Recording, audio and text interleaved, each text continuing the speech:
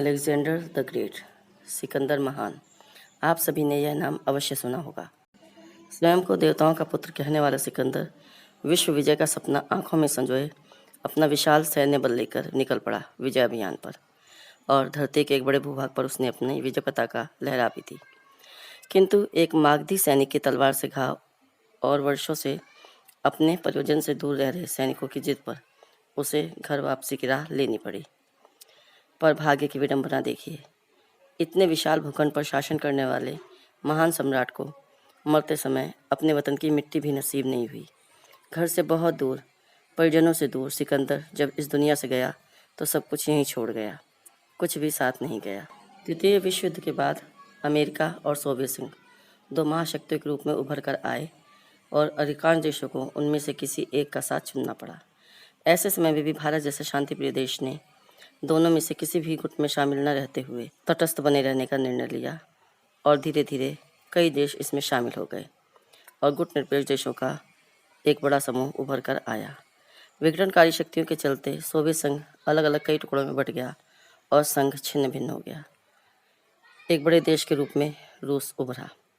चीन, एक छोटा सा देश जो बहुत बड़ी आबादी के बोझ से चरमरा रहा था, उसने भी चालाकी के साथ नव विकासशील देशों के बाजार में घुसपैठ की और यूज एंड थ्रो टेक्नोलॉजी के साथ चीप एंड बेस्ट प्रोडक्ट बाजार में उतारकर उन्हें अपना आर्थिक गुलाम बनाने लगा। तेजी से विकास की राह पर अग्रसर भारत सदा से उसकी आंखें किरकिरी बना रहा।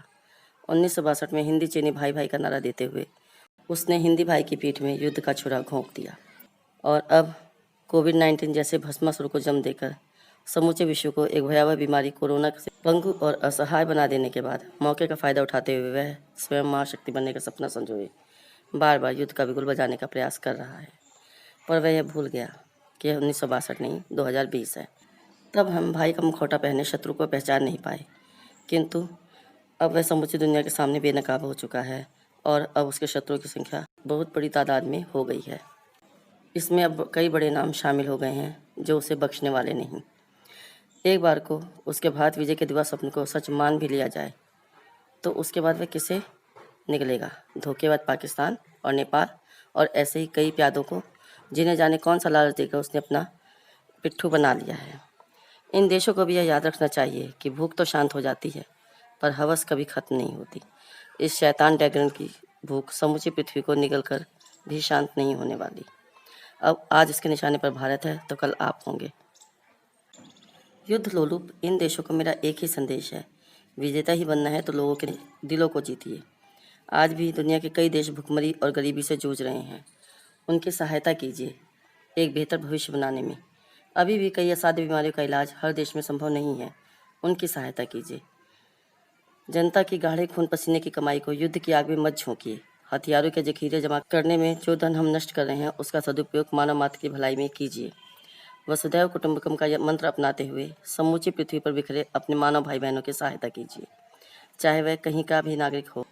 मानवता का प्रचार कीजिए, एक अच्छे पड़ोसी होने का धर्म निभाइए, उनकी तरफ मदद का हाथ बढ़ाइए, उन्हें अपने समकक्ष खड़ा कीजिए। सिकंदर इतिहास में अमर है, दिलों में नहीं।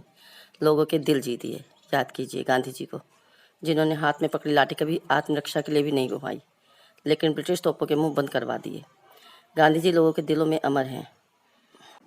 सत्य, अहिंसा और सत्याग्रह जैसे अस्त्रों के आगे अत्याधुनिक शस्त्रों को जंग लग गया और वर्षों से गुलामी की बेड़ियों में जकड़ा भारत स्वतंत्र हो गया। आज उसी भारत को अति विकसित मानने वाले चीन के मुंह में भी पानी आ गया है।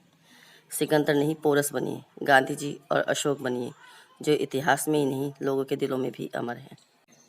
कृपया मेरे वीडियो को लाइक और शेयर कीजिए और मेरे चैनल को सब्सक्राइब कीजिए। वीडियो देखने के लिए बहुत बहुत धन्यवाद।